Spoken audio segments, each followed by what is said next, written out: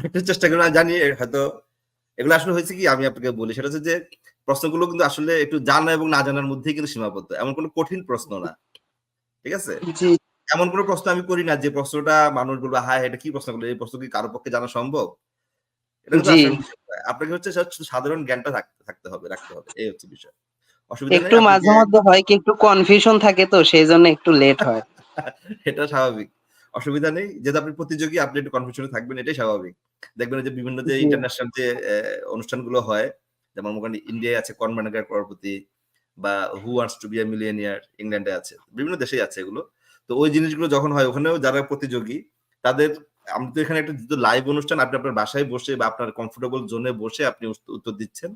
সেহেতু আপনি অনেক, অনেক মানি সুবিধা পাচ্ছেন। সেজন্য এটা একটি টাইম লিমিট করে দিয়েছি আমি। কারণ সবাই তো একরকম না। এর মধ্যে মানুষের মধ্যেই ভালো থাকে, মানুষের মধ্যেই খারাপ থাকে। তো আমি জি, যদি আনলিমিটেড টাইম দেই তাহলে দেখা গেছে যে এটা ইজিলি Google এ সার্চ দিয়ে বা যেকোনোভাবে একজন তাকে হেল্প করতে পারে। তাহলে ওই হ্যাঁ, সময়টুকু তো আসলে দেয়া যায় না। সেই সবকিছু চিন্তা করেই এই নির্দিষ্ট সময়। তো গত অনুষ্ঠানে গত পর্বে আপনি যখন ১০ সেকেন্ডে আমি দেখলাম যে না আসলে একটু বেশি টাইট হয়ে যাচ্ছে একজন মানুষের জন্য। কারণ সে পড়বে, বুঝে চিন্তা করে তাইজন্য আমি সময়টা ২০ সেকেন্ড করেছি। ঠিক আছে?